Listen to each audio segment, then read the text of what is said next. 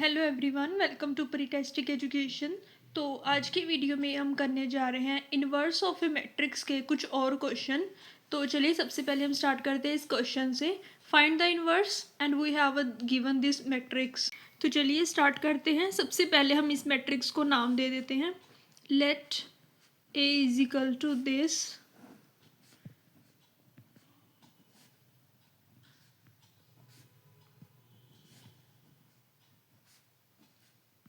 Then सबसे पहले inverse निकालने के लिए हम इस मैट्रिक्स का डिटर्मिनेंट निकालेंगे।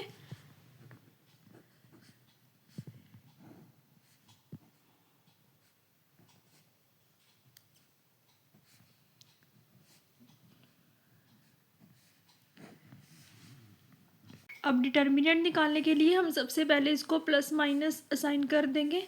देन इसकी जो फर्स्ट रो है इसको हम यूज़ करेंगे। देन सबसे पहले वन है तो यहाँ पर आ गया वन, ऊपर प्लस है तो यहाँ पर प्लस ही रहेगा, माइनस नहीं आएगा। तो सबसे पहले हम इसकी फर्स्ट रो और फर्स्ट कॉलम को छोड़ देंगे तो हमारे पास बच गया ये -1 -3 3 1। नेक्स्ट एलिमेंट है -3। देन फर्स्ट रो छोड़ देंगे एंड सेकंड कॉलम, तो हमारे पास बच गया ये -3 -3 2 1। नेक्स्ट एलिमेंट है +2। अब हम इसकी फर्स्ट रो और थर्ड कॉलम को छोड़ देंगे तो हमारे पास बच गया ये -3 -1 2 3। अब इन सब की कर देंगे हम क्रॉस मल्टीप्लाई और इसको आगे सॉल्व कर लेंगे। तो जो हमारा डिटर्मिनेंट आया है वो है -15, that is not equal to zero. ये नॉट इक्वल टू ज़ीरो है, इसलिए जो हमारा ए इनवर्स है वो एग्जिस्ट करता है।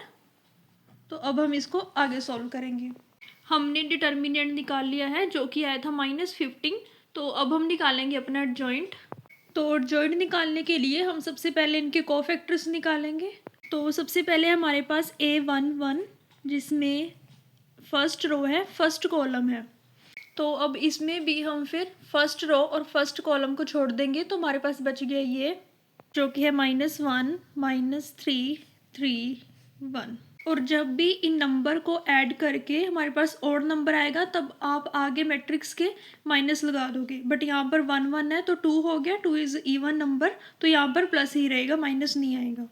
तो इसीलिए हमारे पास जो फर्स्ट कोफैक्टर है वो आ गया 8।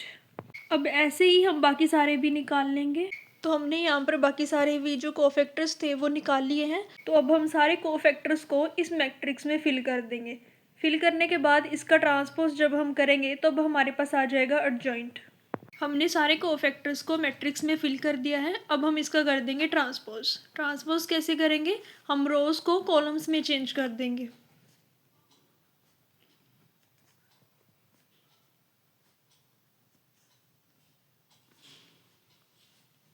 तो ये आ गया हमारे पास एडजॉइंट। तो अब हम एडजॉइंट और डिटर्मिनेंट को इस फॉर्मूला में पुट कर देंगे तो हमारे पास आ जाएगा ए इनवर्स। तो ये आ गया हमारा इनवर्स ऑफ अ मैट्रिक्स। तो अब हम मूव करते हैं अपने नेक्स्ट क्वेश्चन की तरफ जो कि है if A is equal to this matrix then obtain A inverse and verify A into A inverse is equal to I. इसमें हमारे पास एक ए मैट्रिक्स गिवन है और उसका हमने सबसे पहले हम इन्वर्स निकालेंगे।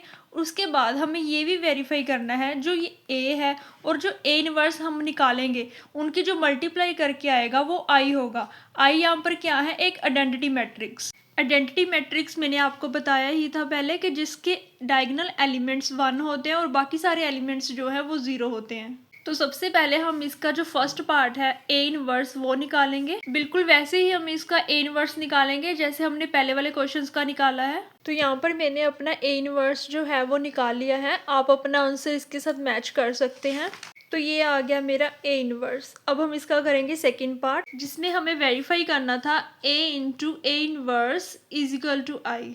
तो ए तो हमारे पास गिवन ही है और ए इनवर्स हमने निकाल लिया है और इन दोनों के मल्टीप्लाई करके हमने देखना है कि हमारे पास जो आंसर है वो आई आ रहा है कि नहीं है। मतलब जो हमारा आंसर है वो एक आइडेंटिटी मैट्रिक्स आना चाहिए। यहाँ पर मैंने ऐसे लिख लिया है ए इंटू ए इनवर्स, ये ए है और ये ए इनवर्स है।